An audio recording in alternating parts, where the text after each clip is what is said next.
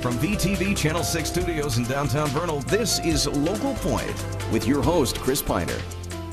Everybody, and welcome to Local Point. I'm David Gale, in for Chris Piner today. And let's welcome into the studio Dan Johnson and Mark Foust. They're here to discuss the Dinosaur National Monument. Thank you guys for coming. And officially, you guys are what, rangers?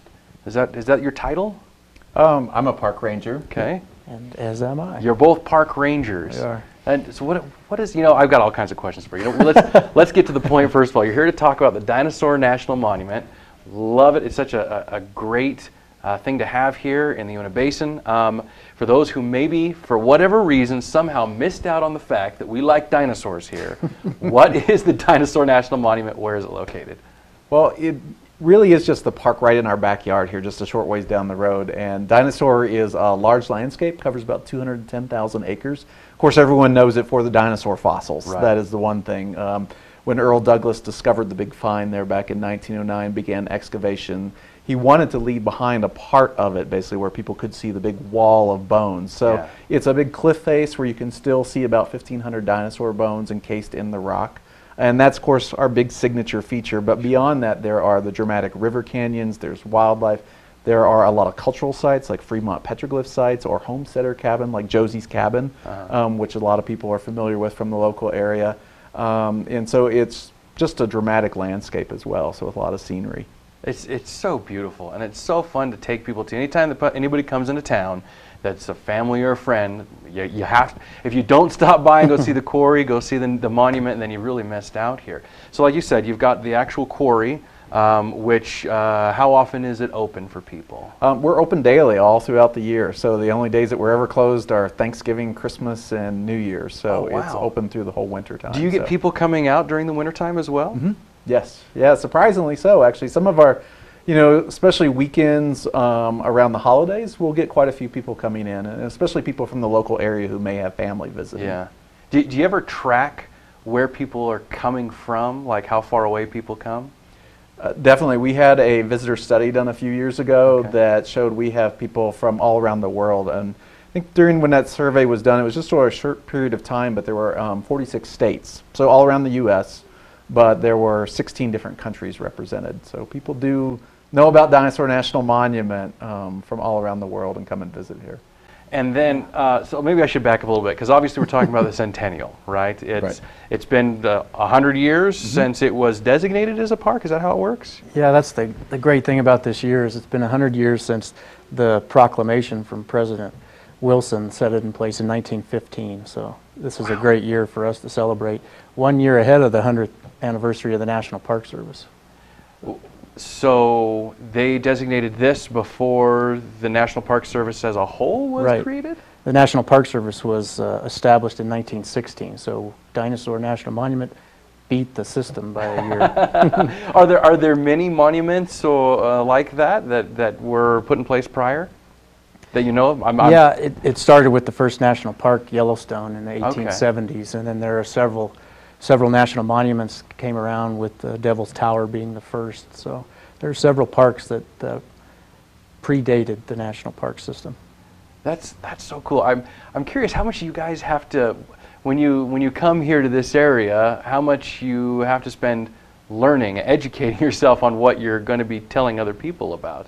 Well, that never stops. Yeah, from the day, even before you get here sometimes, especially the dinosaur, because it is such a complex resource with a lot of different stories and resources there. So it's a constant learning process. And every day that I go out, or even just different questions that I get asked by visitors, it seems like I'm always learning something new.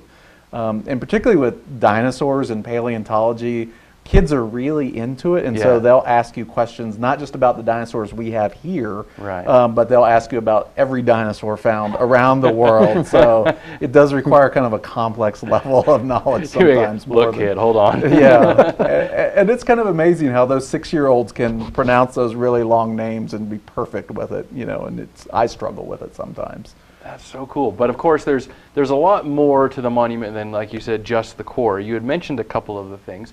What else can people go and do specifically? You talk about the rivers and some of the geology around. I know how to get to the quarry. Where else can I go? Well, there's a lot of hiking trails, and a lot of the monument also is open to cross-country hiking. So if people have the skills and ability, they can do cross-country hikes and explore. It's a great place for being able to do that. Of course, river rafting is a really popular activity, and again, this is a place that people come from around the world to raft the river canyons of both the Yampa and the Green River. And you know, it's a great place just for photography, night sky viewing, because we have such an incredible night sky here. Yeah, I had heard that it was one of the darkest places that you can go to see the most number of stars. It is, that's correct, because we have minimal light pollution kind of coming into the monument, so that it is a place where you can see the Milky Way, you can see a lot of dramatic deep space objects with telescopes that you can't see in many other parts of the country. Can you just drive out there and pull over? I mean, is there a place to go to do this kind of stuff that's set up for that, or do you tell people, hey, try not to go over here during nighttime, you're going to fall? We do actually have a designated night sky viewing area that's level and that is kind of a safe area to go to, but you know, you could just go out to any overlook or, you know, pull along any trail or anything like that and experience the same thing. Okay. And we have a night sky program. Yes, we do actually night sky programs where people can come out and experience that on Wednesdays and Saturdays. Okay. Well, I'm gonna ask you more about that, and of course we've been talking about the fact that you're here to talk about the Centennial, about everything that's going on into that. I got so many questions for you, so stay with us. After the break, we're going to discuss more about the Dinosaur National Monument. Stay tuned, we'll be right back. With advanced all-digital cable television from Strata Networks, you can enjoy jaw-dropping digital picture on hundreds of channels, exclusive local programming with VTV6, and follow your favorite college teams in incredible HD on the Pac-12 network, all with no contracts, no costly equipment, and no dishes mounted to your home. For details, visit your Strata store in Roosevelt or Vernal or call 622-5007. Strata Networks. We connect lives.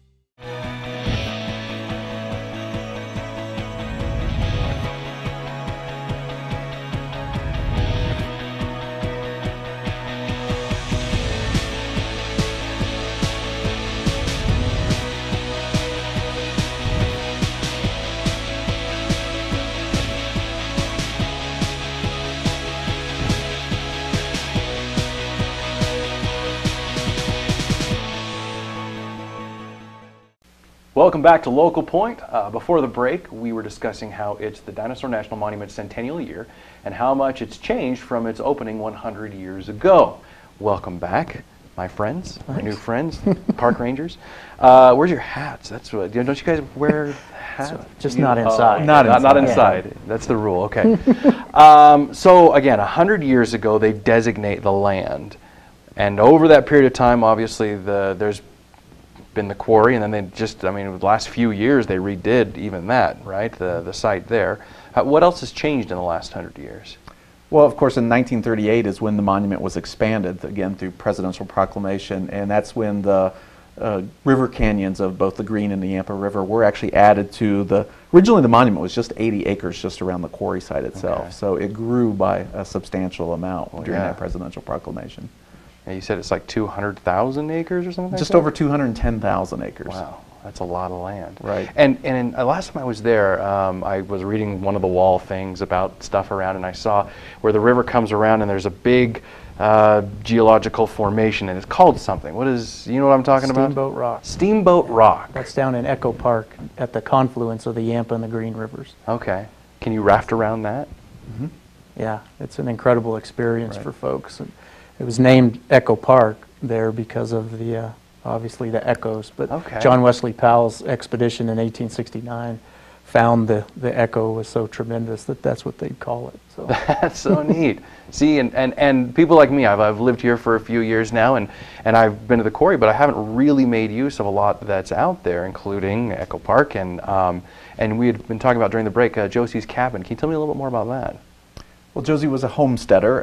Her family originally arrived into the Browns Park area, and then at 50 years old, she actually moved down into the area there beside Split Mountain, settled in there, homesteaded, built her cabin, and lived there basically for another 50 years until she died. And so, you know, it's a great historic site that shows kind of the stamina and the will and the independence of people who homesteaded in the area and led that ranching life. Tough as nails you'd have to be to do that. Though she was known for making great pies, I understand. So. So in the centennial year, what does the park have going on to celebrate? Well, we started activities going all the way back to National Park Week in April, and so each month we've been doing a different theme. And August coming up, our theme is focusing both on night skies. So we're going to have a night sky festival coming up, and then we'll also be doing some things because it was in August when the original fossils were discovered by Earl Douglas. Okay. So around that Discovery Weekend, we'll actually be having one of his granddaughters coming down and actually sharing some stories about them living here, and then focusing kind of on our paleontology story as well. As we move into September, our theme is Arts in the Park. And so we're partnered with some, and what's great about our Centennial is that we have outside organizations working with us too to help celebrate it. Okay. So the Heritage Museum here in town is going to be hosting an art exhibit that's focused both, basically on photography and artwork related to actually Dinosaur National Monument. So people will be able to see some great photos of some of our backcountry areas. We know we're also going to have some plein air demonstration, which is where a painter will actually be out in the park doing some demonstrations of how they do landscape paintings. That's going to be on National Public Lands Day. And I've heard that the Utah Opera may be making a surprise visit to do a little random opera act in the monument as well. So, are they going to go down to the Echo Park area, and so it sounds like 1 million people? I think they're going to focus instead, do it in the quarry. Is what will probably have it happen. No way. Yeah. And all that will be building up to our actually anniversary weekend, which is the October 3rd, 4th weekend. So, and we'll have both basically like a kid's birthday party on that Saturday because kids love dinosaurs. Right. And a lot of kids have a dinosaur-themed birthday party, and then also we'll be having a more formal event towards the evening.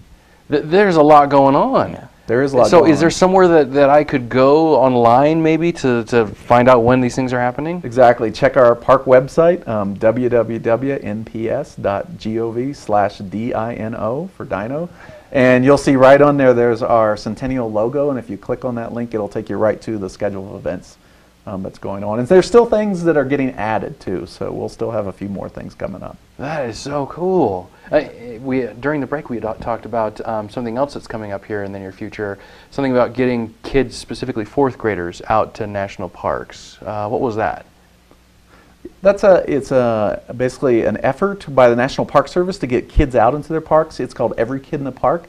And so starting this fall, actually, 4th graders will be able to basically go on the line, apply, and get a National Parks Pass, an annual pass that will be good for them and their family to go out and visit any park. So it'll basically cover the entrance fees if they want to travel around and see parks throughout both locally here, so folks that live in this area to come out to Dinosaur, but also people want to travel and visit Yellowstone, Rocky Mountain, Grand Canyon, wherever they might want to go. It's a great deal.